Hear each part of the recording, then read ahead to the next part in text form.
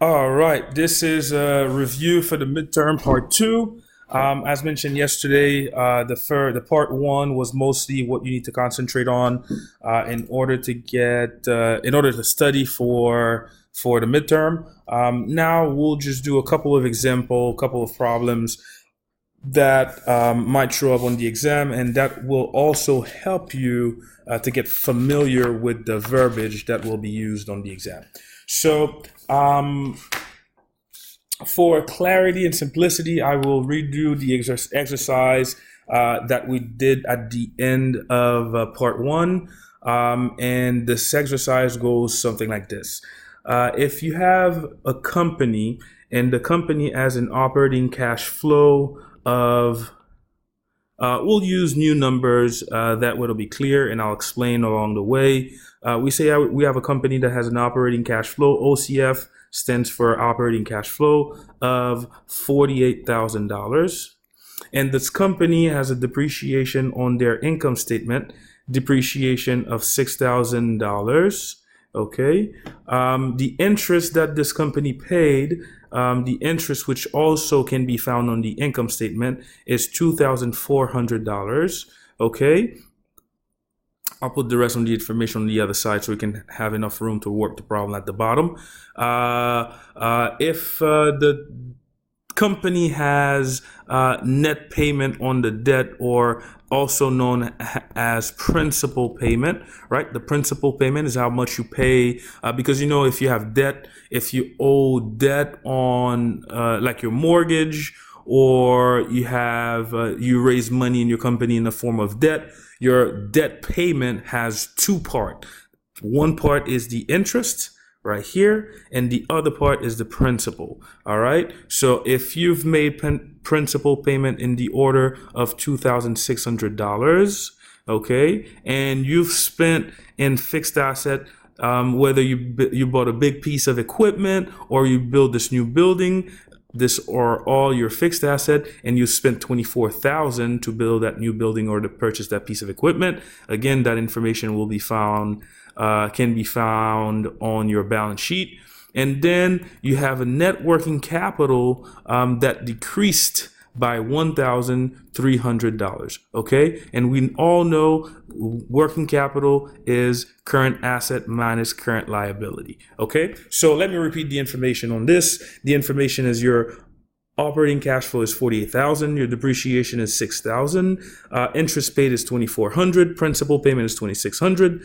Fixed asset is $24,000. Net working capital, which is the current asset minus current liability, decreased by $1,300. So when I say decrease, one other way to write this number would be like this. Okay, so your net working capital decreased by $1,300. So these are the information, or this is the information given to you in order to solve the problem. And then the question could be something like, what is the cash flow to stockholders? Okay, what is the cash flow to stockholders? Now, the cash flow to stockholders is money. Money's given to the stockholders after you've paid everything, after you've paid your debt, after you've purchased or built that new building, and after you paid. When I say pay your debt, it is interest and principal, and after you've taken the depreciation in consideration. So this problem, it has three parts in it. The first step, you want to calculate the cash flow from asset. Okay, and then your cash flow from asset is simply your OCF, operating cash flow, minus your net working capital, minus the amount of money you spent on fixed asset. This is simply 48,000 minus your net working capital, which was a decrease by 1,300, minus the amount of money you spent on your fixed asset. All right, so let's do this on the calculator. And again, I'm doing these problems together with you right now so that we make sure we take the time to understand exactly how it goes. 48,000 minus gives you a plus 1,300 minus 24 thousand. That is 25,300. So the cash flow from asset is 25,300. Second part of this problem, we'll have to calculate the cash flow to creditors. Okay, cash flow to creditors. Because remember, you have to pay the creditors first, and whatever is left over from creditors, from what you've spent in your fixed asset, from the deviation from net working capital, the leftover is your cash flow to stockholders. So the formula for cash flow to creditors is simply the interest paid, because you have to pay your interest on the debt, minus the amount of money that you paid on your principal, right? It's a net proceeds. So you paid 2,600 on your principal, and that will give you, sorry, this is the formula. So it's interest minus the net proceed from your debt, right? The reason why I said net proceed, if the company raised money in the form of debt, this number will be positive.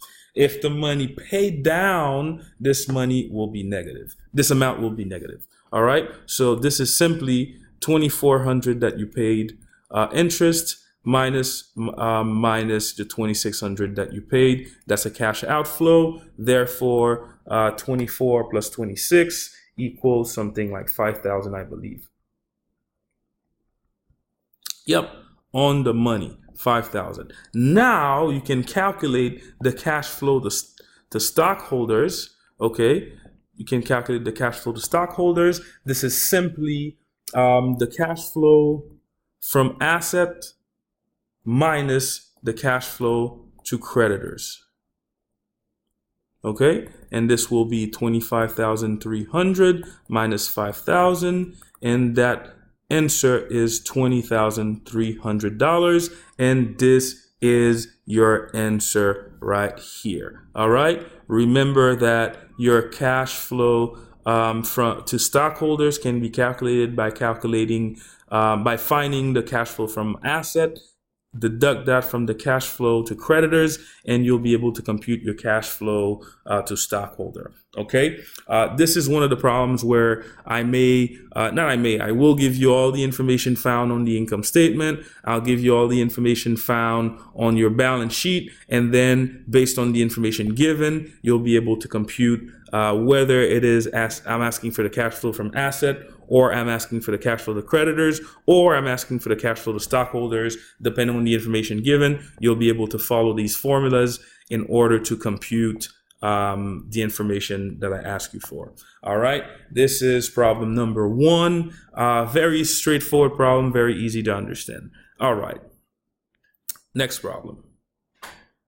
Give me a second here. I like to play with my colors to make sure that we're making the difference between problems and between our notes. All right, this is problem number 2.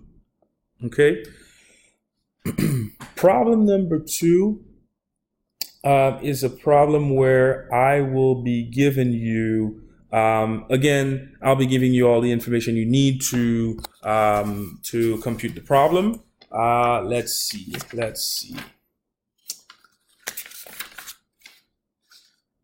All right, this is a good problem to do regarding the ratios. Let's say that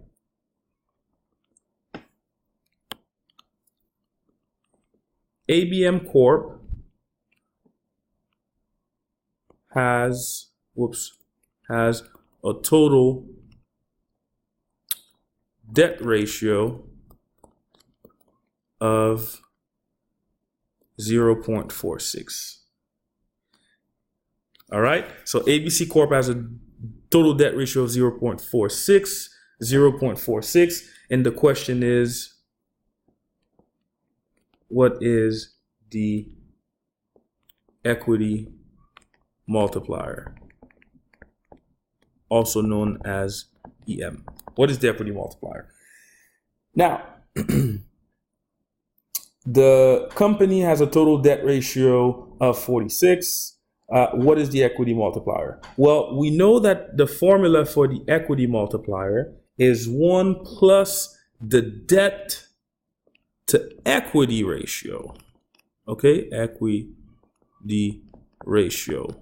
Okay, so the equity multiplier is 1 plus the debt to equity ratio. And we know that the debt to equity ratio, the formula to find that is your total debt ratio over 1 minus the total debt ratio. Okay, so let's repeat that. The question tells you ABM Corp has a total debt ratio of 0.46. What is the equity multiplier? Well, we know the formula for the equity multiplier is 1 plus the debt to equity ratio. Debt, be careful here. Your debt to equity ratio is very different from your total debt ratio. Two different things, okay? Your debt to equity ratio is different from the total debt ratio. All right, so the formula for debt to equity ratio is your total debt ratio over 1 minus the total debt ratio. All right, so let's compute that. It is 0.46 over 1 minus 0.46, and that will give you 0.85. Therefore, your equity multiplier is 1 plus 0.85. So your equity multiplier is 1.85. That simple. That's why I'm telling you guys it is very important to know your formulas, right? Write them down and be able to make the connection between two formulas. Make the connection when you have one piece of the whatever information that's given to you. By having the formula readily available, you'll be able to calculate multiple steps in order to come up with the right answer. All right, simple as that. Next problem.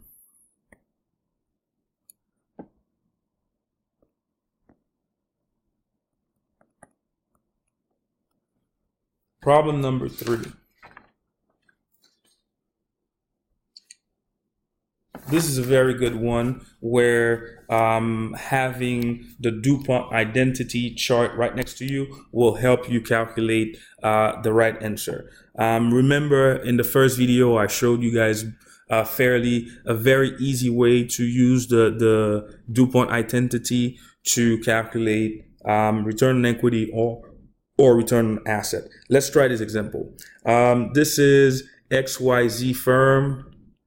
XYZ firm has sales. I'm not going to write the whole thing. I'll just write informations that are important. So XYZ is the firm. The sales for XYZ are $150,000 in sales. Again, found on your income statement. Okay. The quick ratio for XYZ.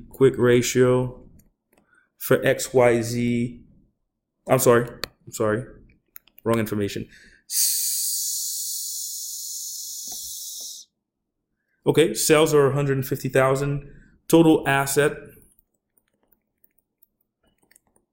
for XYZ is 300,000.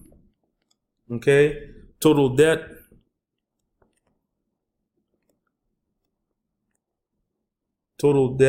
is 100,000. Okay, and the profit margin is 2%. All right.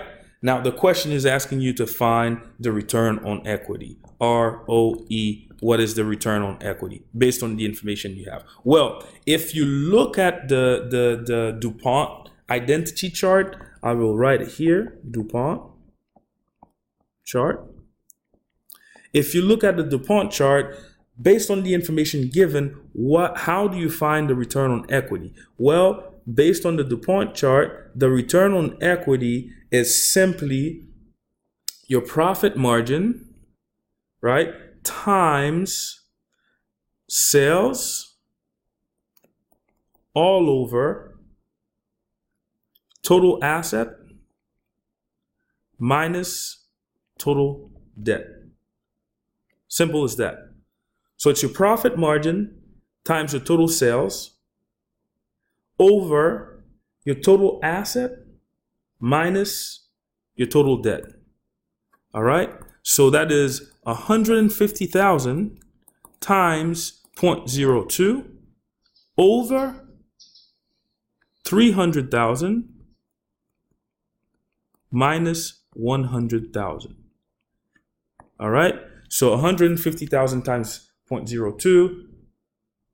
1 second. That would be something like 30,000. 0.02 times 150. 3,000 over 200,000 equal 3,000 over 200,000. It's 1.5%. All right. Or I should say the result of that equation is 0.015 or 1.5%. And that's the way you should solve for this problem. As easy as that. Okay, so XYZ firm has sales of 150 grand, total asset of 300,000, total debt of 100,000, profit margin of 2%. What is the return on equity? Well, if you go to your DuPont chart, you will realize that your return on equity is simply your profit margin times your sales over your total asset minus your total debt. And if you compute that, you will get 1.5% for your ROE. So ROE equals to 1.5%. All right, as easy as that. Let's do another problem.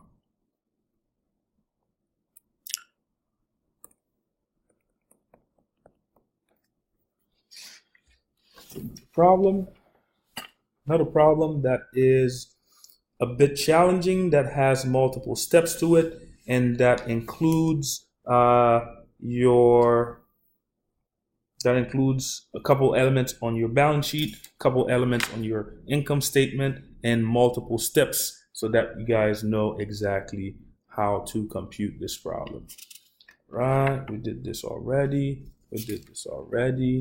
All right, let's do one with both your balance sheet and your income statement.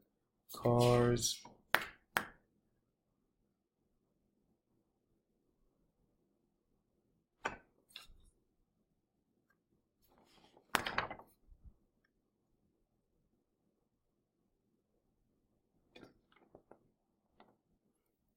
All right, there's another one that is fairly simple.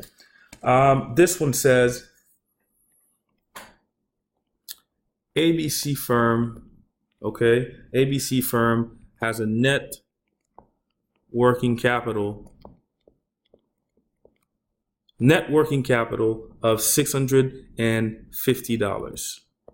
Okay? Net working capital $650, long-term debt of $4,000, long-term debt of $4,000, total asset of $6,000, okay? And fixed asset, remember, fixed asset is the amount of money you spend on a heavy piece of equipment or a new building, $3,000. So we'll say this is a piece of equipment because I doubt that you'll be able to build a brand new building for $3,000. Wouldn't you agree? Of course. All right. So the question is, you have your net working capital, you have your long-term debt, you have your total asset, you have your fixed asset. The question asks you, what is the total liability? So you have to compute for total liability. What is your total liabilities for this example? Well, first thing we want to think about when we see this problem is, all right, total liability, which financial statement is that going to be found on? Well, total liability will be on your balance sheet, right? Liability and assets are on your balance sheet. They're both balance sheet items. And what is the balance sheet identity formula? It says that all your assets will equal to your liability plus your equity, right? Asset equals liability plus equity. Always the right side will always equal to the left side, right? Because you'll raise money in the form of liability, right? Your debt or equity from your shareholders, and that money will be used to purchase the asset, right? And the asset will hopefully generate enough income to pay the investors in the bank that had lent you some money. All right, that's the reason why your asset will always equal to your liability plus your equity. Let me repeat that equation because it's very important. Sometimes, even in the master's program, I have students submitting financial statements like balance sheet that are not balanced. So why do we say that your left side of the balance sheet needs to be equal to your right side of the balance sheet? Simple. So asset equals to liability plus equity, right? Two ways of raising money in a company, either with liability, your debt, or equity, the money given to you in form of equity. So your stockholders, your shareholders, okay? And these monies, both liability and equity, will be used to purchase the asset that will hopefully, based on your projections, make enough money to pay back the debt, right? The liability, the bank holder, or pay dividends to the stockholder, the shareholder of the company. That's why liability plus equity always equals to your assets. All right. So based on the information given, how are we going to calculate your total liability? All right. So a couple of steps here. First of all, you need to find out what your current asset is. So current asset. How do you calculate the current asset? Well, you know that you have your total asset, right? And you have the amount of your fixed asset. So it's very easy to come up with your current asset, because your current asset, your total asset, let me write it this way. Your total asset is your current asset plus your fixed asset. Well, if you have the amount of your total asset and you have how much you spend on your fixed asset, well, this minus this equals to that. Simple as that. So your current asset equals to your total asset minus your fixed asset. As simple as that, based on this equation. I'll repeat that again.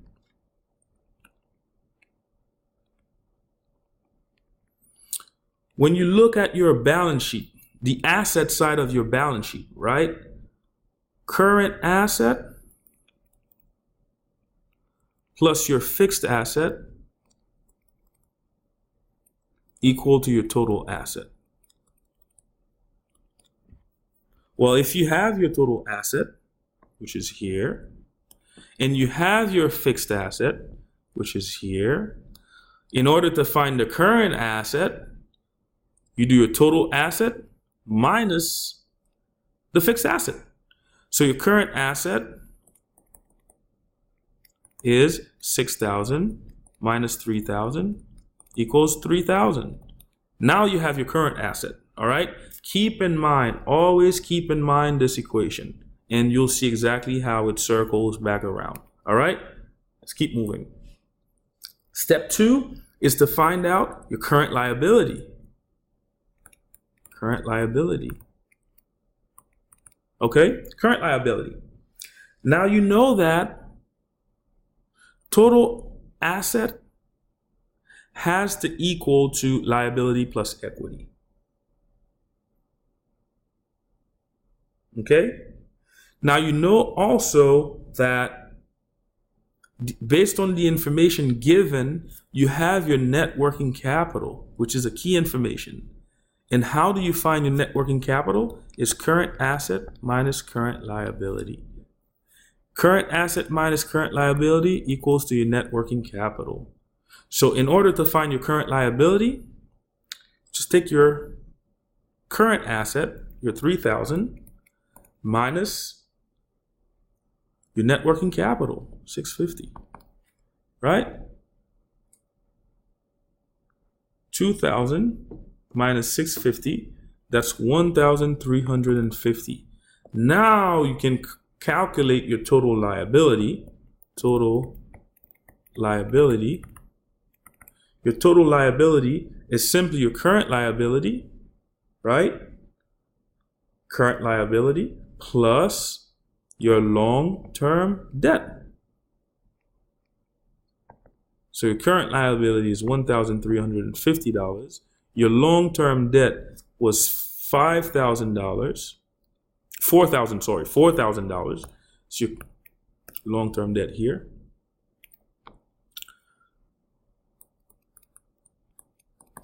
That's $5,350. $5,350, that's your total liability. Okay? So this is a straightforward example where you're given some information from the balance sheet, and by applying the equation of a balance sheet, the balance sheet identity, it's called, asset equal liability plus equity, you're able to, based on this information, you're able to calculate and make sure that your balance sheet balances. All right. So current asset plus fixed asset equals to total asset. Current liability plus long-term debt equals to total liability. All right. And then you can calculate the numbers missing in between in order to complete your equation. First step is to find your current asset. Once you find the current asset, you'll be able to calculate your current liability because you're given the net working capital. And the formula for your net working capital is current asset minus current liability. So if you have the current asset, you have the net working capital, you'll be able to calculate the current liability easily. Once you find out the current liability plus long-term debt will give you total liability, and as easy as that. Current liability plus long-term debt equals the total liability, and you've solved the problem. You solved the problem. And as I said, guys, I'm always here if you have additional questions about any of these problems or any of the problems that you're working on. I'll be able to either send you an email with additional information, or if I get a lot of questions about the same problems, I'll do a small video to clarify everything that, all the questions that you guys are asking. Okie doke. Now let's do another problem. Mostly let's talk about structure of the income statement, because you'll have multiple questions about the income statement. Let's start with that. All right, so what is the structure of the income statement? First, you start with the revenues. Make this a little thinner. There you go. First, you start with the revenues, okay? Total sales. It could be revenues or sales, same thing. Then you back out the cost of goods sold, the COGS. That will give you gross profit, okay? That will give you a gross profit. Now, from your gross profit, you will back out your SG&A,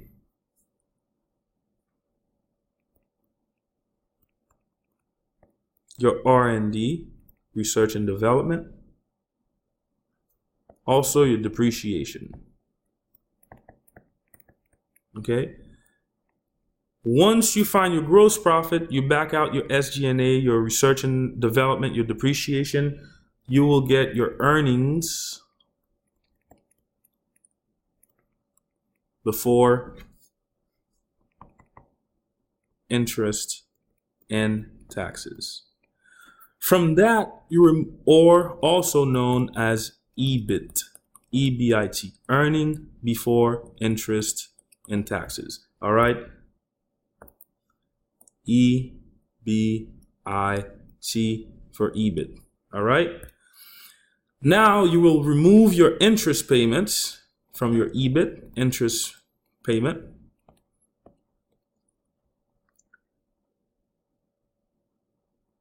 Earning before taxes, you'll back out your taxes, and that will give you your net income. All right. So this is mostly the structure of an income statement. You have your revenues, all right, or total sales. You back out your cost of goods sold. That will give you a gross profit. Your gross profit, you back out your SG&A, your research and development, your depreciation, that will give your earnings before interest and taxes, or your EBIT. You take out your interest payments, that will give you your earnings before taxes. You back out your taxes, and you're left with your net income. All right. So if you want to look at the income statement in the form of a formula, this is how it goes. So your gross profit is simply your sales minus your cost of goods sold. All right. Gross profit is your sales minus your cost of goods sold. Your operating profit is your gross profit minus your SG&A. Okay, so it's your gross profit minus your SG&A. And your net income is simply your sales minus all of the expenses. When I say all the expenses, I'm talking about your cost of goods sold. I'm talking about these expenses here. I'm talking about taxes. I'm talking about interest payment. All of these are all of your expenses. All of your expenses is your interest payment, your tax payment, depreciation, SG&A, and R&D, and your cost of goods sold. So if you take your revenues, you back out all of the expenses, you will have your net income left over. All right, as simple as that. Now let's look at the balance sheet. Which is another very important financial statement in finance. All right, balance sheet.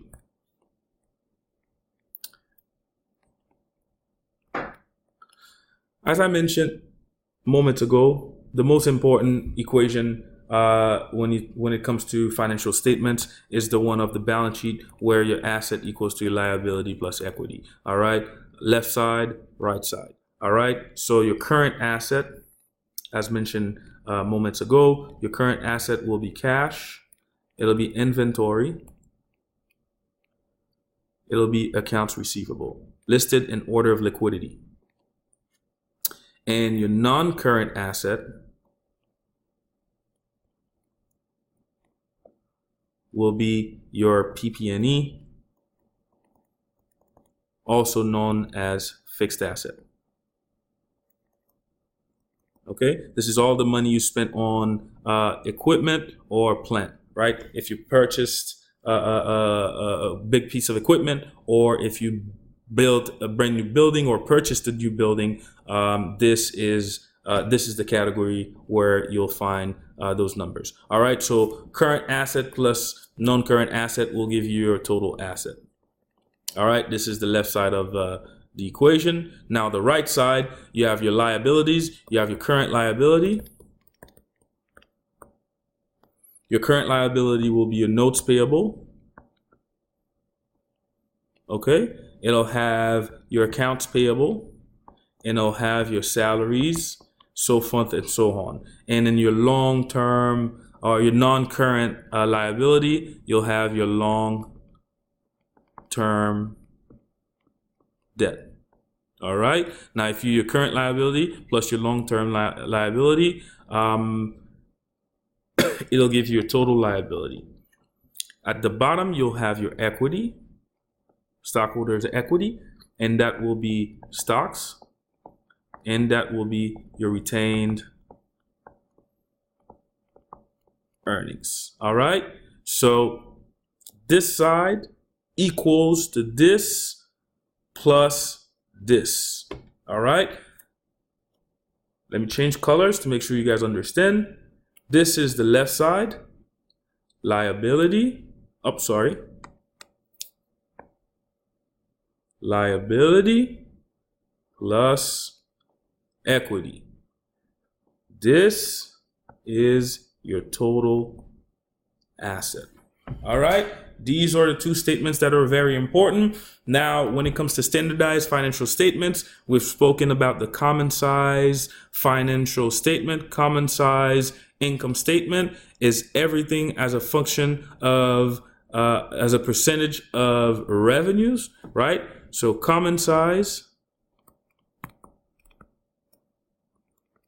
income statement express every line item as a percentage of sales. So common size cost of goods sold, it will be your cost of goods sold over your sales. Common size of depreciation, it'll be your depreciation over your sales. All right. Common size taxes, it'll be your taxes over sales. Or most of your taxes will be a defined rate. All right. Now, how do you compute your common size balance sheet? So your common size balance sheet, balance sheet is simply everything as a percentage of your total asset. Everything as a percentage of your total asset. So your cash will be cash over total asset. Your accounts payable will be accounts payable over total asset, and so forth and so on. All right, let me see if I can give you another example that would be kind of hard to compute.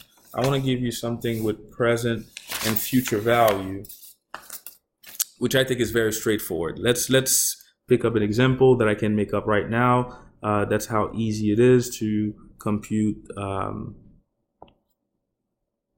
present and future value.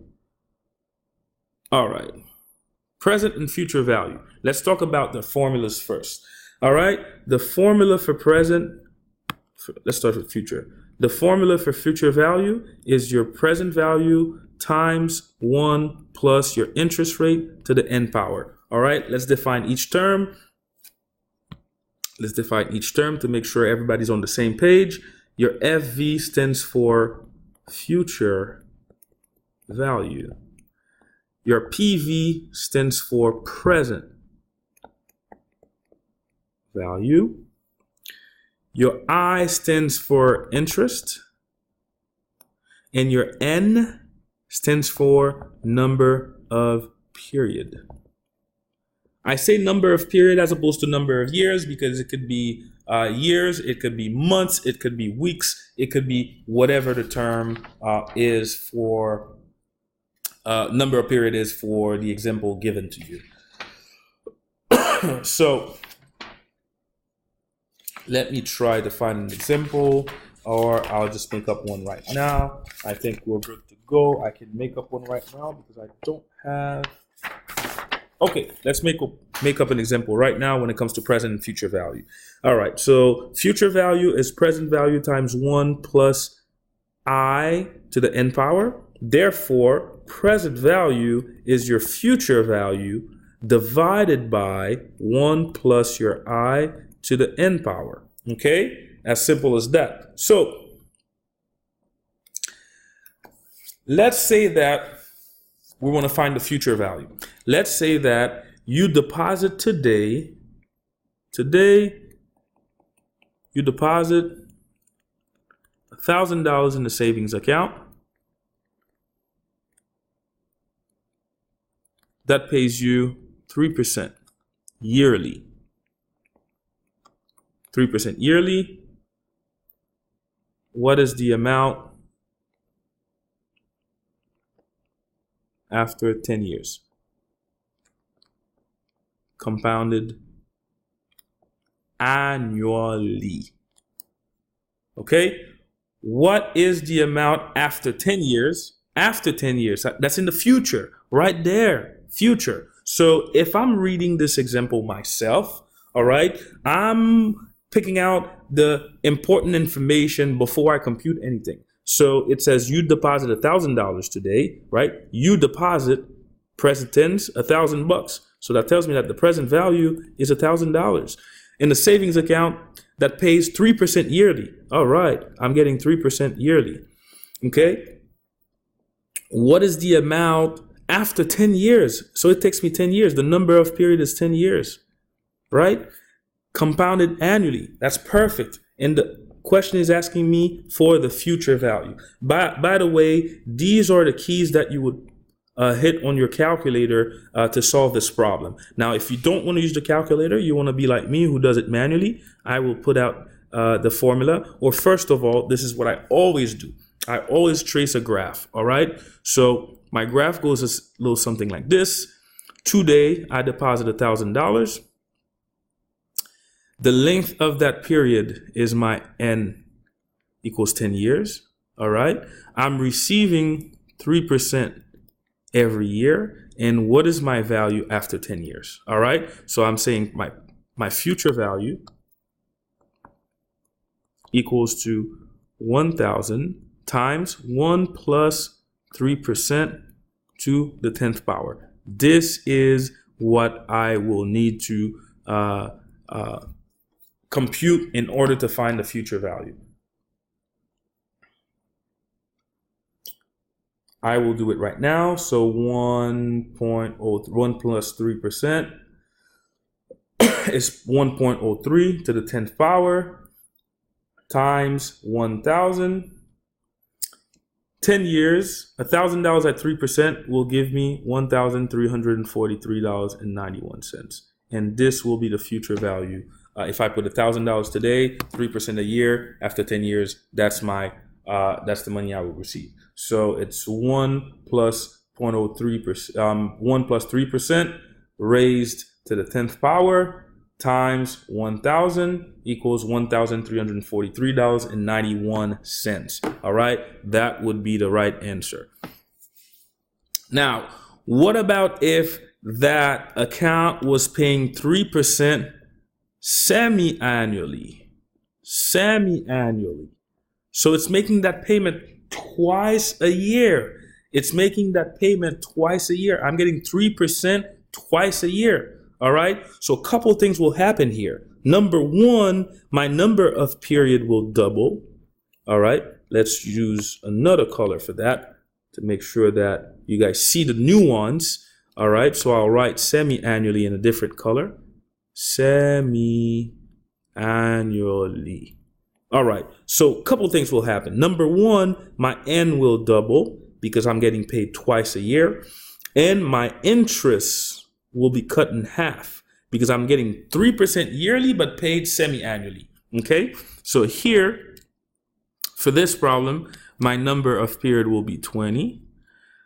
My interest will be 1.5%.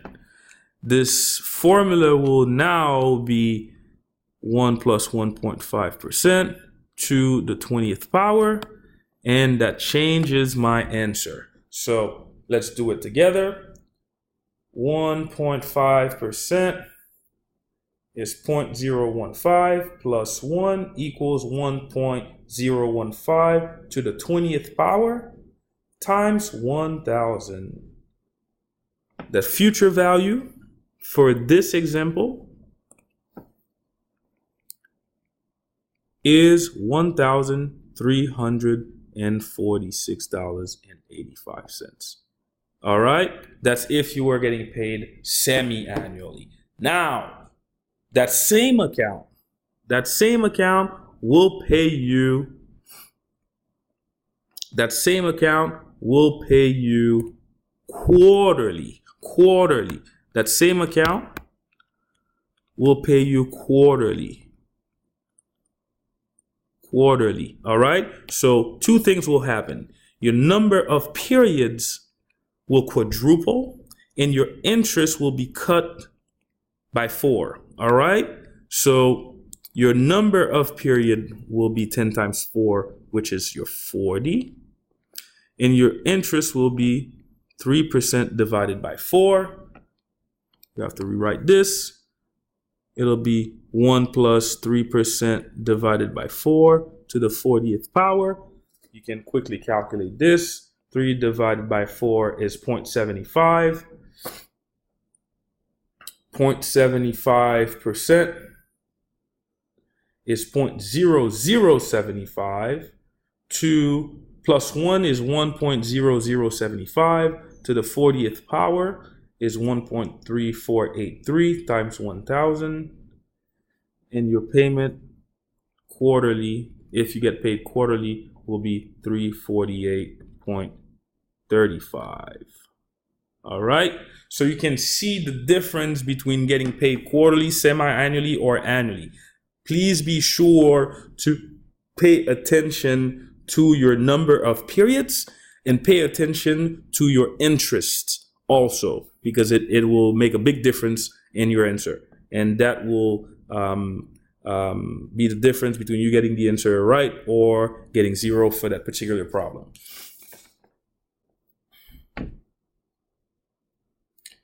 Trying to think of another problem to give you. So these are the formulas that I want you to add again to your formula sheet. Your ROA, and that's all based on the DuPont. Your ROA goes to your profit margin times sales over total asset. Okay. Your return on equity equals to your profit margins times sales over your total asset times 1 minus your debt ratio. Okay, make sure you write that down. That's very important. Okay. Your equity multiplier equals to 1 plus your debt to equity ratio. Okay, and then your debt to equity ratio, formula for this, for your debt to equity ratio, we did an example on this moments ago, is your total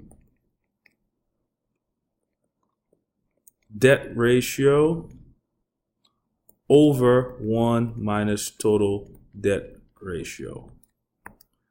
All right. What other formula that we looked at that will be very important for you to solve this midterm, to solve all the problems in this midterm? Well, I think these are the couple formulas that wasn't so clear on your slides. Remember, for the midterm, I've always said this: don't kill yourself memorizing formulas. It's better for you to know how to use the formula than to memorizing it. Memorizing it won't help you if you don't know how to utilize the formula. I'd rather you write down the formulas and understand it so that you can solve the problems. All right. The exam is very straightforward. It's fairly simple. It's everything that we've done thus far in the class. If you have your formulas in front of you, you shouldn't have any problems to solve any of the problems on the exam. One thing that I will say when it comes to calculating your present and future value, there's a huge difference between simple interest and compounded interest. And I'll make the case right now by giving you 2 examples. Well, I've given an example on your compounding. This is your compounding, right? Compound. Man, I can't write. Sorry. Let's try this. 3rd time is a charm. Compounding interest. There you go. This is your compounding interest example. For your simple interest, it will go something like this. Let's say that, let me find an example.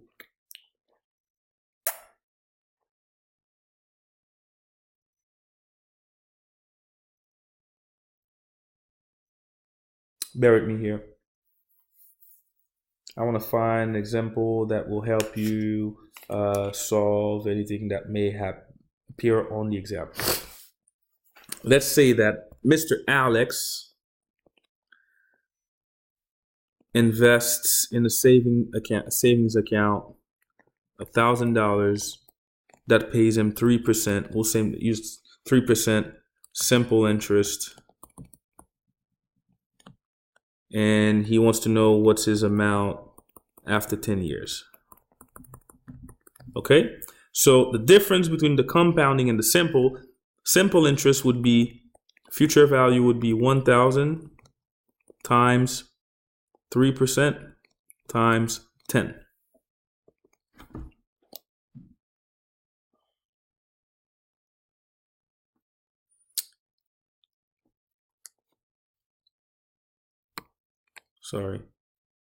plus 1,000. That's the whole formula, plus the principal, 1,000. So here, the future value would be $1,300. Okay, that would be his future value, the future value of his investment if he leaves it on this account for 10 years and the account is paying simple interest as opposed to compounding. Okay, simple interest is this. Remember, compounding